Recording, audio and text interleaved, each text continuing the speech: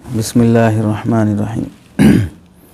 क़ुरबानी के मुख्तलिफ़ी मसाइल में से एक मसला ये भी है कि मरहूमीन की तरफ से क़ुरबानी बराए ईसाल सवाब करना शरअन दुरुस्त है या नहीं है।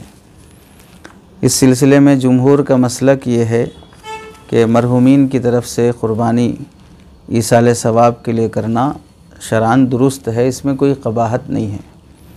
इबादत मालिया हो या इबादत बदनिया हो, और वो माली और बदनी इबादत चाहे नफ़ल हो चाहे वाजिब हो, उसके ज़रिए से अपने मुताल्लिक़ा मरहूमीन या गैर मुताल्लिक़ा मरहूमीन या नबी करीम सल्लल्लाहु अलैहि वसल्लम इन सब की तरफ से क़ुरबानी करना शरअन दुरुस्त है। इसमें जुमहूर का इख्तलाफ नहीं है। जो लोग ईसाल सवाब के क़ाइल हैं वो लोग क़ुरबानी के ज़रिए से सवाब पहुँचाने के भी क़ाइल हैं, और जो लोग ईसाल सवाब के क़ाइल नहीं हैं वो लोग बज़रिए क़ुरबानी इस इबादत के ज़रिए से ईसाल सवाब के वो लोग क़ाइल नहीं हैं। जुमहूर उम्मत यानी चारों मसालिक, चारों फ़ुक़हा के नज़दीक ईसाल सवाब शरअन दुरुस्त है, इसमें किसी के नज़दीक कोई क़बाहत नहीं है। तो क़ुरबानी सवाब पहुँचाना, तो असल नज़रिया तो यह है जुमहूर का कि हम सवाब के भी क़ाइल हैं, ईसाल सवाब के भी क़ाइल हैं। हम अज़ाब के क़ाइल हैं, ईसाल अज़ाब के क़ाइल नहीं हैं। समझे? इबादत करें सवाब हमें मिलेगा, इसके भी क़ाइल हैं। हम इबादत करें सवाब किसी और को पहुँचाएँ उन्हें मिलेगा, इसके भी क़ाइल हैं। हम गुनाह करेंगे नाउज़ बिल्लाह तो उसका अज़ाब हमें मिलेगा, इसके भी क़ाइल हैं। हम गुनाह करें लेकिन इसका अज़ाब किसी और को मिल जाए, हम इसके क़ाइल नहीं हैं। वला तज़िरु वाज़िरतुन विज़रा उख़रा, एक का अज़ाब दूसरा बर्दाश्त नहीं करेगा। और जो लोग ईसा सवाब के क़ाइल हैं लेकिन ईसाल सवाब के क़ाइल नहीं हैं, तो उनके नज़दीक क़ुरबानी के ज़रिए से सवाब पहुँचाना दुरुस्त नहीं होगा। और जुमहूर उम्मत से हटा हुआ नज़रिया है ये। जब चारों फ़ुक़हा इस बात को दुरुस्त मानते हैं तो जुमहूर उम्मत से हट कर एक नया नज़रिया क़ायम करना शरअन दुरुस्त नहीं है। तो इस सिलसिले में हमको सबसे पहले ये समझना होगा कि ईसाल सवाब की शरई हैसियत क्या है। इस्लाम में ईसाल सवाब की शरई हैसियत क्या है, कुरान की रोशनी में, अहादीस की रोशनी में और अमल सहाबा की रोशनी में, फिर चारों मसालिक के फ़ुक़हा की रोशनी में ये समझना होगा। तो मुस्तकिल अलग मौजू है। इस मौजू पर बहुत से उलमा ने बहुत उम्दा किताबें लिखी हैं। हाल में हज़रत मुफ्ती शुएबुल्लाह ख़ान साहब दामत बरकातुहुम की भी ईसाल सवाब के उन्वान पर 200 से ज़ायद सफ़ात पर बहुत उम्दा और तहक़ीक़ी किताब शाये हुई है, वो भी मुताला की जा सकती है। किसी और मौके पर नफ्स ईसाल सवाब पर मुहाज़रा हो जाएगा। तो असल मौजू क़ुरबानी के ज़रिए से ईसाल सवाब का नहीं है, असल मौजू नफ्स ईसाल सवाब का है।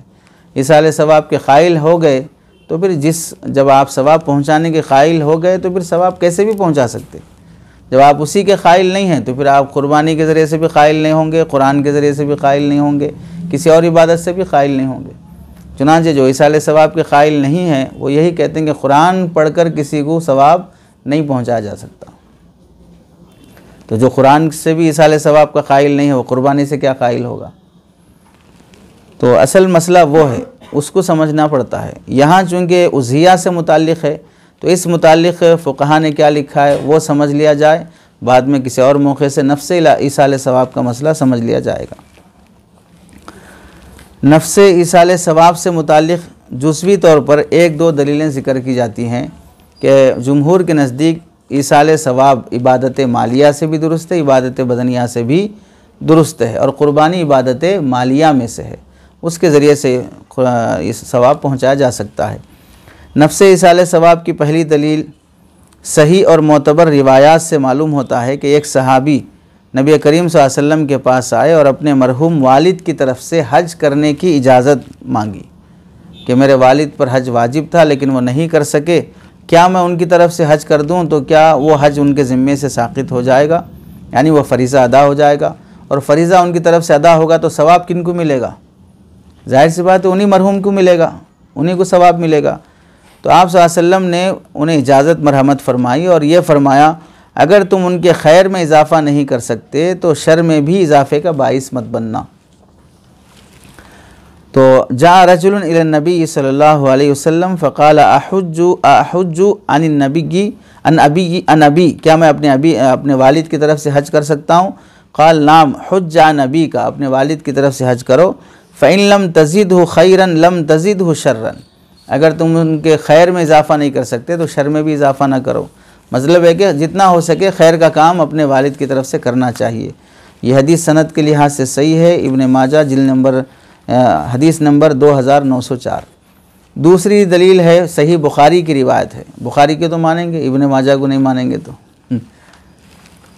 तो एक सहाबिया आप अलैहिस्सलाम के पास आई और अपने वालिद मोहतरम की तरफ से हज की इजाज़त मांगी, तो आप सल्लल्लाहु अलैहि वसल्लम ने इजाज़त अता फरमाई। जात इमरातुम मिन खस आम हज्जतिल वदाई क़ालत या रसूलल्लाह इन्न फ़रीज़तल्लाहि अला इबादिही फ़िल हज्जी अदरक्तु अबी शैख़न कबीरन ला यस्ततिउ अन यस्तविया अला राहिलति फ़हल यक़दी अन्हु अन अहुज्ज अन्हु? क़ाल नाम, कि मेरे वालिद बहुत बूढ़े हो चुके हैं, वो सवारी पे बैठ भी नहीं सकते, तो जो अल्लाह ने हज फ़र्ज़ किया है अपने बंदों पर, क्या मैं उनकी तरफ से हज कर दूं तो अदा हो जाएगा? तो आप सल्लल्लाहु अलैहि वसल्लम ने फरमाया बिल्कुल अदा हो जाएगा। तो यहाँ हज इबादत माली भी है और इबादत बदनी भी है, और इसकी जब इजाज़त मिली तो समझ में आता है अक़ल रखने वाले को कि जब हज माली इबादत भी है और बदनी इबादत भी है, इसकी जब इजाज़त मिली है तो माली और बदनी इबादत के ज़रिए से सवाब पहुँचाना दुरुस्त मालूम होता है। यहाँ फ़रीज़े का साक़ित होना भी है कि जो फ़र्ज़ था उन पर हज वो भी अदा हो जाएगा और उनको सवाब भी पहुँचेगा। और हम इस बात के भी क़ाइल हैं कि नफिल भी सवाब पहुँचा सकते हैं और फ़र्ज़ सवाब भी पहुँचा सकते हैं। तो इस लिहाज से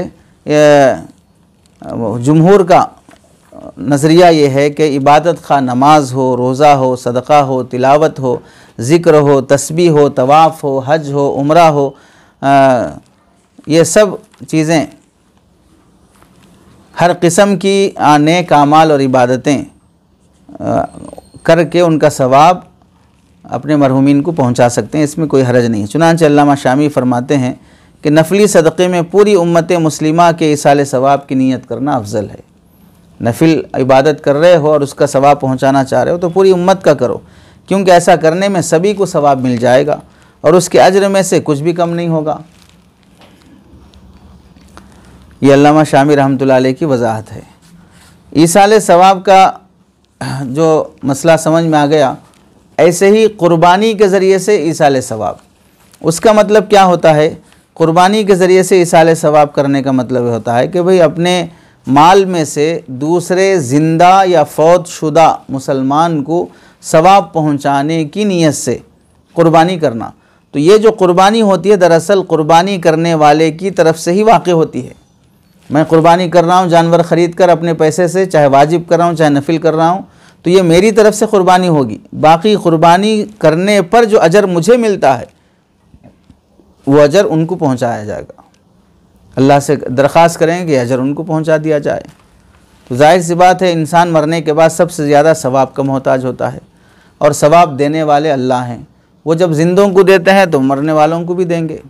तो अल्लाह की तरफ से इस उम्मत पर बहुत बड़ा इनाम है कि मरने के बाद भी जिसकी हमको ज़रूरत है सवाब नेकियां, उसके पहुँचने के रास्ते अल्लाह ने खुले रखे हैं। और कितनी बदनसीबी है कि आदमी वो रास्ते बंद कर दे। ज़िंदा हैं तो इख्तलाफ करना समझ में आ रहा है कि भाई नहीं जायज़ नहीं फ़लाँ नहीं, मर जाओगे तब हकीकत पता चलेगी। काश हम इख्तलाफ ना करते, हम इस बात के क़ाइल होते कि सवाब मिलता तो आज हमें मिलता था। क़ब्रों में पड़े एक नेकी एक सवाब नहीं पहुंच रहा है, क्यों नहीं पहुंच रहा? तुम खुद ही क़ाइल नहीं थे इस बात के कि तुम्हें सवाब मिलेगा। अरे समझे नहीं समझे? इस वास्ते हमेशा जब भी इख्तलाफ करो तो फ्यूचर का सोच के करना चाहिए। प्रेजेंट अभी जिस पोजीशन में, इस वास्ते बोल दिया ऐसा नहीं, मरना है उसके बाद बहुत ज़रूरत रहती है सवाब की, तो वो देख के बोलना चाहिए आदमी को।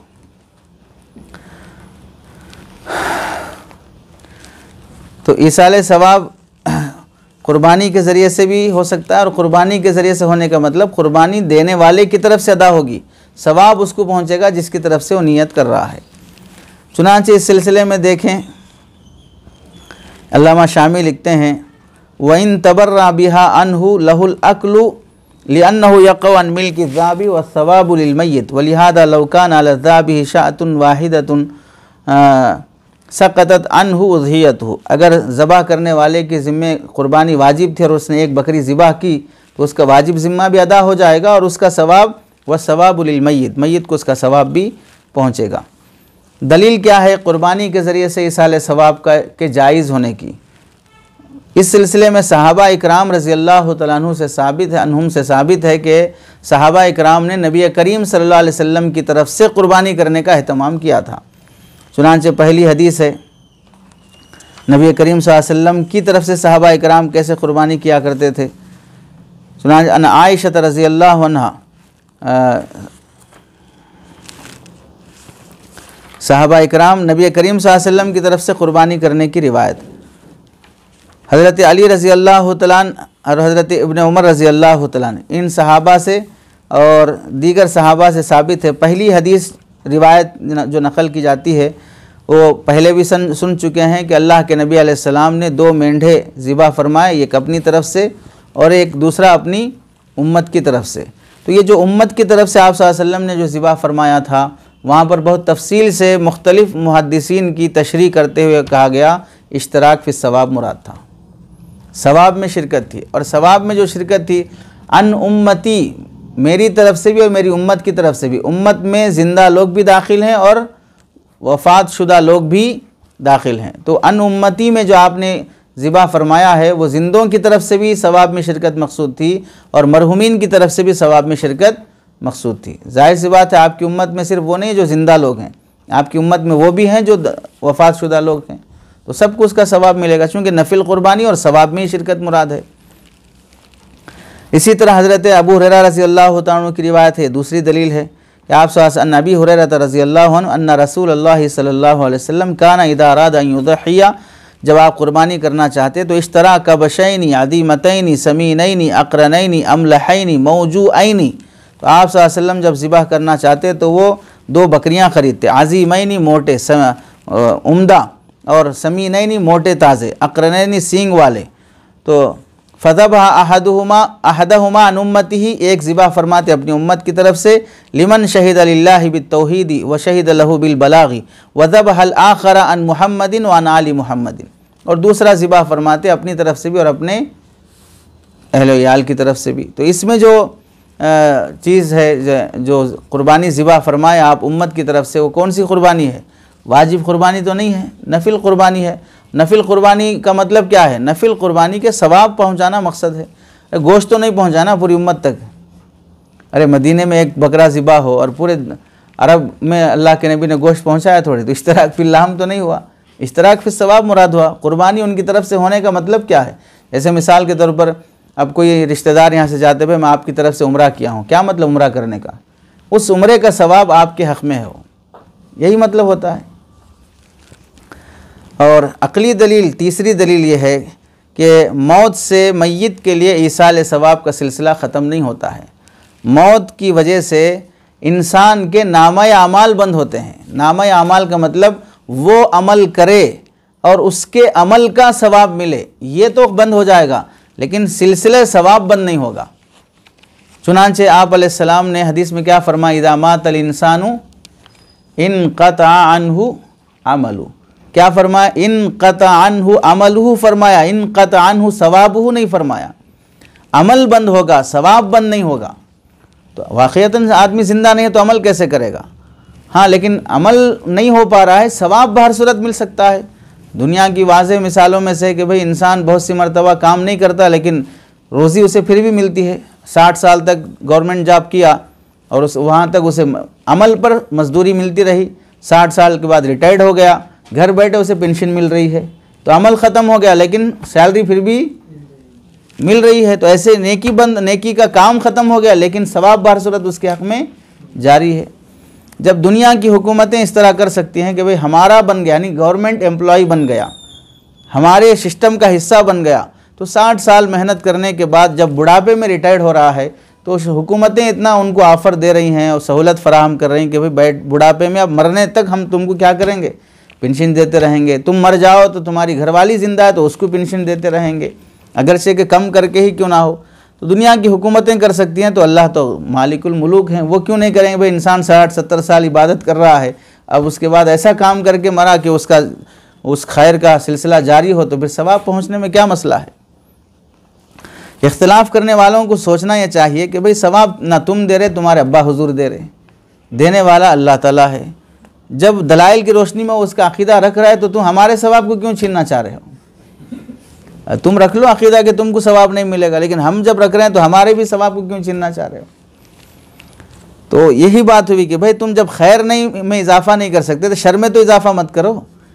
तुम हमें सवाब नहीं पहुंचा सकते, हम जो सवाब हासिल कर लेना चाह रहे हैं उसमें भी आप टांग अड़ा रहे हो। तो इंसान के मरने से सवाब का सिलसिला ख़त्म नहीं होता है, बल्कि सवाब का सिलसिला जारी रहता है। इसलिए मय्यत की तरफ से क़ुरबानी करना बिल्कुल दुरुस्त है। 3 दलाइल हो गए। अलबत्ता इसमें इस बात का लिहाज रखना चाहिए कि पहले अपनी वाजिब क़ुरबानी अदा करें। लोगों से इस सिलसिले में कोताही ये होती है कि जब वो क़ुरबानी देना शुरू करते हैं तो आकर पूछते हैं कि मौल साहब हम पहली मरतबा अपने घर में क़ुरबानी दे रहे हैं तो किसकी तरफ से देना। यानी वो ये समझते हैं कि क़ुरबानी साहिब निसाब पर वाजिब नहीं है, क़ुरबानी पहली मरतबा घर में दी जा रही तो किसी अफजल और बुज़ुर्ग शख्सियत की तरफ से पहले होना चाहिए। तो पहले रसूलुल्लाह सल्लल्लाहु अलैहि वसल्लम की तरफ से, या फिर पहले वालिद की तरफ से, पहले वालिदा की तरफ से, इस तरह बुज़ुर्गों से होते हुए फिर हमारा नंबर बहुत आखिर में आएगा, ऐसा समझते हैं। जबकि वाजिब क़ुरबानी जो साहिब निसाब है उसकी ज़िम्मेदारी है कि पहले अपना फ़रीज़ा अदा करे, उसके बाद भी अल्लाह ने वसअत दी है तो फिर अपने मरहुमीन में से जिसकी तरफ से चाहे करे। क्योंकि मरहुमीन के लिए जो की जाती है वो वाजिब क़ुरबानी नहीं होती है, वो नफ़ल क़ुरबानी होती है, और नफ़ल मुअख्खर होता है वाजिब पर और वाजिब मुक़द्दम होता है नफ़ल पर। तो ये वाजिब ज़िम्मेदारी है, पहले साहिब निसाब अपनी क़ुरबानी दे, उसके बाद वसअत है तो दे, नहीं है तो कोई मसला नहीं। सवाब ही पहुंचाना मकसद है ना, सवाब तो तुम अपनी वाजिब क़ुरबानी से भी पहुंचा सकते हो। वाजिब छोड़कर नफिल क़ुरबानी देकर सवाब पहुंचाने का क्या मतलब हुआ। इसका लिहाज रखना चाहिए, ये कोताही होती है लोगों से।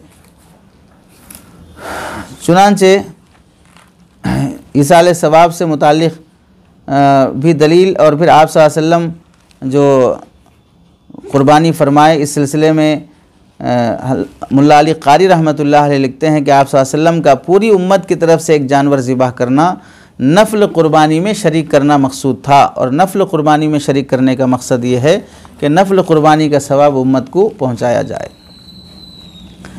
अलबत्ता इसमें दीगर हज़रात के फतावा देखें।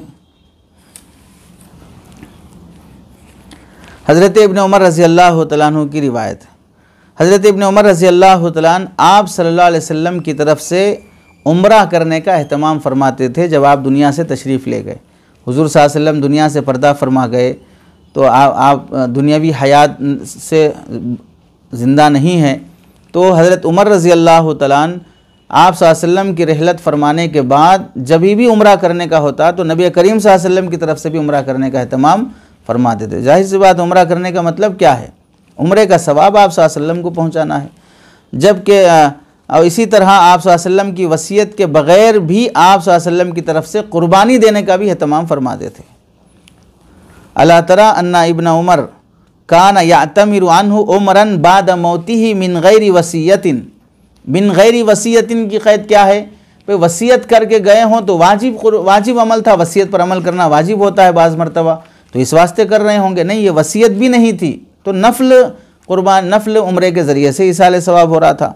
चुनांचे वहज्ज इब्नुल मुवफ़्फ़क़ वहुवा फ़ी तबक़तिल जुनैदी अन्हु 70 हज्जतन। और इब्नुल मुवफ़्फ़क़ एक बुज़ुर्ग गुज़रे हैं और हज़रत जुनैद बग़दादी रहमतुल्लाह अलैह के शागिर्दों में से शुमार होते हैं। ये 70 हज किए हैं, 70 हज इन्होंने फरमाए। व ख़तमा इब्नु सिराज अन्हु, और इब्नु सिराज ये 70 हज जो किए हैं किसकी तरफ से, नबी करीम सल्लल्लाहु अलैहि वसल्लम की तरफ से। और इब्नु सिराज एक गुज़रे हैं, वो नबी करीम सल्लल्लाहु अलैहि वसल्लम की तरफ से अक्सर मिन अशरति आलाफ़ि ख़तमतिन 10,000 से ज़्यादा कुरान मजीद नबी करीम सल्लल्लाहु अलैहि वसल्लम की तरफ से ख़त्म किए हैं। वज़हा अन्हु मिस्ल ज़ालिक, और इसी तरह 10,000 से ज़्यादा इन्होंने क़ुरबानी भी दी नबी करीम सल्लल्लाहु अलैहि वसल्लम की तरफ से। तो इन हज़रात से साबित है कि आप सल्लल्लाहु अलैहि वसल्लम की तरफ से क़ुरबानी की जाती है। और ऐसे ही हज़रत अली रज़ी अल्लाह तआला अन्हु की रिवायत है, और ये रिवायत अबू दाऊद शरीफ की है। दामाद रसूल हैं। रिवायत में आता है अनस क़ाल रअयतु अलिय्यन युज़ही बिकबशैनी, 2 दुम्बे ज़िबा फरमाते थे। फ़क़ुल्तु लहू मा हादा, ये 2 क्यों कर रहे हो? फ़क़ाल इन्ना रसूलल्लाह सल्लल्लाहु अलैहि वसल्लम औसानी अन उदहिया अन्हु फ़ाना उदहिया अन्हु, आपने मुझे वसीयत फरमाई कि मैं आपकी तरफ से क़ुरबानी करूँ तो मैं वो क़ुरबानी कर रहा हूँ। तो ये वसीयत वाजिब थी या नफ़ल थी, किस दर्जे की थी? बहर सूरत हर साल बिला नागा 2 क़ुरबानियाँ हज़रत अली रज़ी अल्लाह तआला फरमाते थे, जिसमें एक नबी करीम सल्लल्लाहु अलैहि वसल्लम की तरफ से होती थी। तो इन तमाम हदीसों से वज़ाहत मालूम होती है कि अपने मरहूमीन की तरफ से, चाहे वो रिश्तेदार हों, चाहे कोई असातिज़ा हों, अपने शेख़ और मुर्शिद हों, बुज़ुर्गान दीन हों, उन सब की तरफ से ईसाल सवाब के लिए क़ुरबानी की जा सकती है। और बिलख़ुसूस नबी करीम सल्लल्लाहु अलैहि वसल्लम जो उम्मत के लिए रहमतुल लिल आलमीन है, आपने जब सारी उम्मत की तरफ से क़ुरबानी फरमाई तो उम्मत को भी चाहिए कि आप सल्लल्लाहु अलैहि वसल्लम की तरफ से क़ुरबानी करने का एहतमाम करें। वफ़ादारी की यही बात होती है। जिस तरह मरहूमीन की तरफ से क़ुरबानी करना दुरुस्त है, उस तरह ज़िंदों की तरफ से भी क़ुरबानी करना दुरुस्त है। सवाब पहुँचाने का जो काम है, जैसे लोग बोलते हैं भाई आप खाए तो हमको सवाब मिलता है, भाई आप खाए तो सवाब मिलता है, आप क़ुरबानी दिए तो भी सवाब मिलता है हमारी तरफ से। तो ईसाल सवाब सिर्फ मरहूमीन के लिए नहीं है, ईसाल सवाब ज़िंदों के लिए भी है कि हम सवाब ज़िंदों को भी पहुंचा सकते हैं। चुनांचे बहुत से मौक़ों पर ऐसा आपने सुना होगा कि हमने अगर किसी की ग़ीबत की है, उसकी तलाफ़ी क्या, आप जिसकी ग़ीबत की है वो नहीं मिल रहा हमारे को, तो आप इतना नेकी करो उसकी तरफ से कि जितना उसकी तरफ से गुनाह किया है आपने ग़ीबत करके, उसके नाम पे सदक़ा दो या उसकी तारीफ़ करो, कुछ भी करो, ताकि दिल मुतमईन हो जाए कि मैं जितना उसकी बुराई किया उतना उसका सवाब भी पहुंचा दिया हूँ। ऐसे ही किसी का माल ले लिए हैं, अब ना वो मिल रहा ना उसके मरहूमीन मिल रहे हैं, तो अब उस सूरत में क्या करना चाहिए? वो ज़िंदा है मर गया नहीं मालूम, तो वो माल सदक़ा करो। अब वो ज़िंदा रहा तो सदक़े का माल का सवाब किसको पहुँचेगा? उसी को पहुँचेगा। और इतना दो कि तुम्हारा दिल मुतमईन हो जाए कि मैंने वाजिब भी दे दिया, उसके अलावा ज़ायद भी मैंने सदक़ा कर दिया उसकी तरफ से। तो ज़िंदों की तरफ से भी, और जाहिर सी बात है कि भाई जब मेहमानाने रसूल फ़लाँ के लिए जब लेके आते हैं भाई सवाब मिलेगा आपको, तो यही तो बोल के लाते हैं कि मेहमानाने रसूल खाएंगे आपको सवाब मिलेगा। जो लोग चंदा करने वाले बोलते हैं कि हमारे मदरसे में गरीब यतीम बेवा तो नहीं बोलते हैं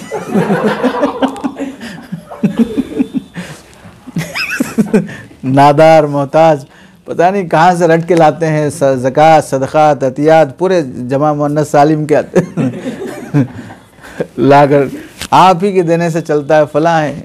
ऐसी ठुकाई करनी चाहिए इन लोगों की जो इस तरह जलील करके चंदा वसूल करते हैं। पूरे इस्तिग़ना के साथ होना चाहिए। हम मांग नहीं रहे हैं, हम उनकी आखिरत की तरफ मुतवज्जे करा रहे हैं।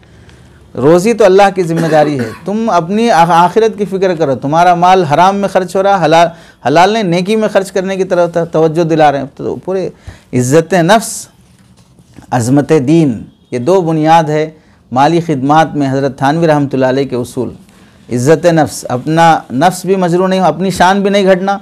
ये नहीं बाबा हम थोड़ी अपने लिए थोड़ी मांग रहे हैं, हम दीन के लिए मांग रहे हैं। तो दीन के लिए मांगो, अपने लिए मांगो, अपनी इज़्ज़त तो रखना तुम पर ज़रूरी है। ख़ुद को जलील करना कहाँ हिस्सा? अल्लाह ताला ने जब वलक़द करमना बनी आदम बोलकर आपको मुकर्रम बनाया, मुअज़्ज़ज़ बनाया, तुम जलील क्यों हो रहे हो? फिर किसी भी नाम पे जलील होने की तुम्हें कहाँ से इजाज़त हासिल है? इज़्ज़त मुस्तक़िल मक़ासिद में से है जिनकी हिफाजत ज़रूरी है। दीन की हिफाजत, जैसे ईमान की हिफाजत, जान की हिफाजत, इज़्ज़त की हिफाजत, माल की हिफाजत, अक़ल की हिफाजत, ये 5 चीज़ें हैं जिनकी हिफाजत बंदे पे ज़रूरी है। तो ऐसी हरकतें क्यों करते हो जिससे इज़्ज़त चली जाए? अरे समझे नहीं समझे? ये इसलिए बोल रहे पता नहीं मुस्तक़बिल में कौन मोहतमिम बनेगा, कौन सफ़ीर बनेगा, कौन किन अज़ाइम के साथ पढ़ रहा है पहले तो ढंग से पढ़ लो और अल्लाह से मांगते रहो कि अल्लाह कभी मोहतमिम ना बनाना। मांगते रहो अल्लाह से कि अल्लाह खिदमत दीन ले बस, और अपनी रज़ा वाली खिदमत दीन हो। ज़बरदस्ती के मोहतमिम नहीं बनना चाहिए। इस सिलसिले में अल्लामा शनक़ीती रहमतुल्लाहि अलैह अरब उलमा में से गुज़रे हैं। मुहम्मद बिन मुहम्मद अल-मुख्तार अश-शनक़ीती हम्बली मसलक के हैं। वो फरमाते हैं फ़त्तज़हियतु अनिल मय्यिति फ़ीहा क़ौलानि मशहूरानि, मय्यत की तरफ से क़ुरबानी देने के सिलसिले में 2 मशहूर कौल हैं। क़ौलु जुमहूरिल उलमा व हुवा अला जवाज़ि तज़हियति अनिल अमवात, जुमहूर उलमा का कौल है कि अमवात की तरफ से उज़हिया जायज़ है। वद्दलील अला ज़ालिका मा सबत फ़िल हदीस सही अनिन नबी सल्लल्लाहु अलैहि वसल्लम लम्मा ज़हा बिकबशैनी क़ाल अलैहिस्सलाम, और दलील इस सिलसिले में वो सही हदीस है जो आपने 2 मेंढे ज़िबा फरमाए तो उस मौके पर फरमाया अल्लाहुम्मा हादा अन मुहम्मद व आली मुहम्मद। तो ये आले मोहम्मद की तरफ से जो फरमाया था ये कौन से था? आले मोहम्मद के लिए इसाले सवाब मकसूद था। वो क़ालू वफ़ी आलिही अल अहया वल अमवात, और आपके आल में ज़िंदा लोग भी हैं और अमवात भी हैं। जाहिर सी बात है, मदीना आने के बाद आपने क़ुरबानी का सिलसिला शुरू फरमाया तो उस वक्त तो हज़रत खदीजा रज़ी अल्लाह तआला अन्हा फ़ौत हो चुकी थी, हज़रत सौदा रज़ी अल्लाह तआला अन्हा फ़ौत हो चुकी थी। तो क्या उनको नहीं सवाब पहुँचाएँगे आप अलैहिस्सलाम? आल में से वो भी दाखिल हैं। तो अमवात के लिए भी आप अलैहिस्सलाम ने क़ुरबानी की है, इससे साबित हो रहा है। और ये दलील दे रहे हैं अरब आलिम दीन अल्लामा शनक़ीती रहमतुल्लाह अलैह हम्बली मसलक के हैं। ये इस वास्ते सुनाया जाता है कि भाई अहनाफ का जब मसलक आ गया, अल्लामा शामी के हवाले से सुना दिया, हम हनफ़ी हैं, हनफ़ी आलिम के ज़ुबान से ख़ातिमुल फ़ुक़हा जो मुअख़्खिरीन फ़ुक़हा के सबसे मुस्तनद और मोतबर फ़क़ी के हवाले से सुना दिए, बस काफ़ी है। दीगर मसालिक का भी इस वास्ते सुनाते हैं। बहुत सी मरतबा आदमी अपने घर की नहीं सुनता है तो बाहर की सुनो, भाई वो लोग भी बोल रहे हैं। और इस वास्ते भी सुनाते हैं कि चलो आपको हनफियों से बेर है, ठीक है, हनफियों के बेर छोड़ दो, हम मतलब हमारे से ठीक हमारी नहीं सुनते, कम से कम अपने घर की तो सुनो। जिन दीनार और दिरहम की चमक पर तुम सजदा करते हो वहीं से ये भी रोशनी आ रही है, इसको तो ही मान लेना चाहिए कम से कम।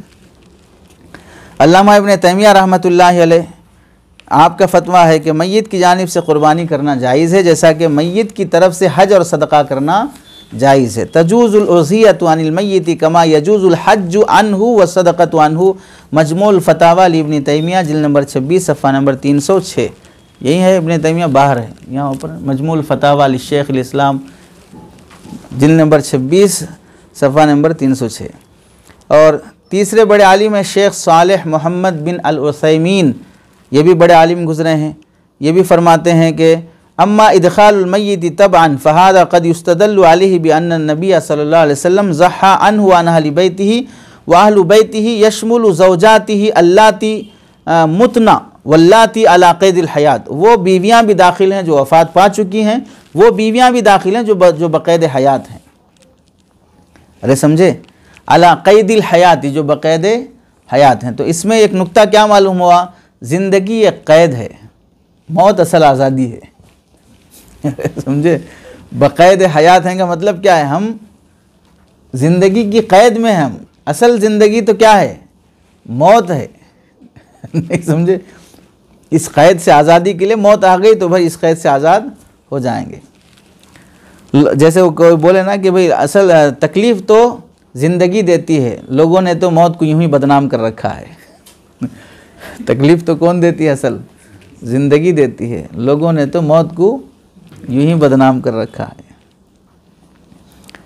तो क़ैद हयात है, जान असल जिसके लिए हम इतना परेशान हो रहे हैं, ये जान असल जानी से है। जानी इसमें फ़ाइल है, जाने वाली, आनी माने आने वाली, जानी माने जाने वाली। तो जानी में जो या है उस या निस्बती को हज़फ कर दिया गया या हरफ इल्लत होने की वजह से, तो वो जान होकर रह गया, वरना तो जान असल में जानी है, मतलब ये जाने वाली चीज़ है, इसे रोक नहीं सकते। किसी की रुकी नहीं है तो कैसे रोकोगे, नाम ही उसका जान है, उसको तो जाना ही है, तुम रोकोगे कैसे उससे। वकज़ालिक ज़हा अन उम्मतिही, और आप सल्लल्लाहु अलैहि वसल्लम ने अपनी उम्मत की तरफ से भी ज़िबा फरमाया, वफ़ीह मन हुआ मय्यित वफ़ीह मन लम यूजद। तो जाहिर सी बात है आप सल्लल्लाहु अलैहि वसल्लम की उम्मत में मय्यित भी हैं और वो भी हैं जिनके पास इस्तिताअत नहीं है। तो ये फ़ुक़हा भी इस्तिदलाल करते हैं कि आपने जो ज़िबा फरमाया था उम्मत की तरफ से वो वाजिब क़ुरबानी नहीं थी, वो ईसाले सवाब वाली क़ुरबानी थी। अरे समझे नहीं समझे। और एक बड़े आलिम हैं अरब के शेख बिन बाज़ रहमतुल्लाह अलैह, सऊदी के बहुत मुफ्ती आम हैं शेख अब्दुल अज़ीज़ बिन बाज़ रहमतुल्लाह अलैह, बहुत माहिर गुज़रे हैं। और इनके मुताल्लिक़ आता है कि माज़ूर भी थे, नाबीना थे, अल्लाह ने बहुत इल्मी सलाहियत से नवाजा था। तो उनका भी फ़तवा यही है कि लैसा लिहादा हद्दुन फ़लहु अन युदहिया अनिल मय्यित वलहु अन युदहिया अनिल हय्य मिन अहली बैतिही। आदमी के लिए इजाज़त है कि वो मय्यत की तरफ से भी क़ुरबानी दे और अपने ज़िंदा लोगों की तरफ से भी क़ुरबानी दे। तो इनका भी फतवा है, इनके नाम पर वो जो हज़रात हैं हदीस के मुद्दई हैं, इनके नाम पे मसाजिद भी यहाँ पर शाहीन नगर में मस्जिद बिन बास बनी हुई है। तो यानी इतना ताल्लुक़ है कि उनके नाम, यानी वो हैं अरब आलिम के, और आप हैदराबाद में आपके उनके नाम की क्या कर रहे हैं, मस्जिद बना रहे हैं। तो फतवा भी पढ़ लेना चाहिए कि क्या क्या उनके इल्म है, फतवा क्या है। इमाम बग़वी रहमतुल्लाह अलैह जो शाफ़ई हैं, वो फरमाते हैं शरह सुन्ना जिल्द नंबर 4 सफ़ा नंबर 358 पर कि मय्यत की तरफ से क़ुरबानी की जाए तो जायज़ है, और दलील हज़रत अली रज़ी अल्लाह तआला अन्हु का अमल है। वलौ दहा अन मय्यतिन जाज़ा, मय्यत की तरफ से क़ुरबानी करेगा तो फिर ये जायज़ है। आखिर में आ जाएँ, अपने ही घर के एक बड़े आलिम हैं हज़रत मौलाना अल्लामा अब्दुर्रहमान बिन अब्दुर्रहीम मुबारक पूरी रहमतुल्लाह अलैह, जो तोहफ़तुल अहवज़ी शरह तिरमिज़ी के मुसन्निफ़ हैं और गैर मुक़ल्लिद आलिम हैं। वो ख़ुद क्या लिखते हैं कि जो लोग ये कहते हैं कि इन्ना क़ौल मन रख़्ख़स फ़ी तज़हियति अनिल मय्यित, मय्यित की तरफ से क़ुरबानी करने की जो रुख़्सत जिन लोगों ने दी है, मुताबिक़ुन लिल अदिल्ला, दलाइल के मुताबिक है। वला दलील लिमन मनअहा, और जो लोग उसे मना करते हैं उनके पास कोई दलील नहीं है। वक़द सबत अन्नहु कान युदाही का बशैनि अहदहुम, और आप सल्लल्लाहु अलैहि वसल्लम से साबित है कि आप 2 दुम्बे ज़िबा फरमाते थे, और एक उम्मत की तरफ से था, और कौन सा था वो, सवाब के लिए होता था। तोहफ़तुल अहवज़ी जिल्द नंबर 5 सफ़ा नंबर 66। तो इनका भी कहना है कि गैर मुक़ल्लिद आलिम दीन होने के बाद भी चूँकि इल्म है तो आदमी पढ़ता है, मालूम होता है, तो हक़ाइक़ मालूम होते हैं। तो ये सब हज़रात इस बात के कायल हैं कि मरहूमीन की तरफ से भी क़ुरबानी करना दुरुस्त है। इस वास्ते जो लोग ये कहते हैं कि मरहूमीन की तरफ से इसाले सवाब की नीयत से क़ुरबानी करना दुरुस्त नहीं है, दलाइल के लिहाज से उनकी बात गलत है, दुरुस्त नहीं है, और उस पर एतमाद नहीं किया जा सकता। अलबत्ता हालात के लिहाज से 2 बातों का लिहाज रखना चाहिए। एक तो ये है कि पहले अपनी वाजिब क़ुरबानी की फ़िक्र हो, उसके बाद नफ़ल क़ुरबानी मरहूमीन के लिए। दूसरी बात ये कि मरहूमीन को सवाब पहुँचाना ही है, तो भी इन हालात में जहाँ जानवरों को लाना, बांधना और फ़िरक़ा परस्त ताकतों की तरफ से होने वाली तकलीफ़ें, ये सब झेलना मुश्किल हो, तो फिर उस सूरत में बजाय इसके कि वो टेंशन लेने के वाजिब अदा कर लें, सवाब ही मकसूद है तो सवाब किसी और माली इबादत के ज़रिए से पहुँचा दें, तरजीह दी जा सकती है। बाकी है कि मसले के हुक्म के सिलसिले में आप तख़फ़ीफ़ नहीं कर सकते और उसे तब्दील नहीं कर सकते हैं कि दलाइल की रोशनी में आपकी रोशनी क्या, जुल्मत ही जुल्मत है। दलाइल होती तो फिर रोशनी होती, दलील ही नहीं तो रोशनी कहाँ से होगी। तो इस वास्ते इस बात के कायल नहीं होना चाहिए कि मरहूमीन की तरफ से क़ुरबानी दुरुस्त नहीं है, बल्कि शरान ये है कि दुरुस्त है जुमहूर के नज़दीक। अल्लाह अमल की तौफ़ीक़ नसीब फरमाए।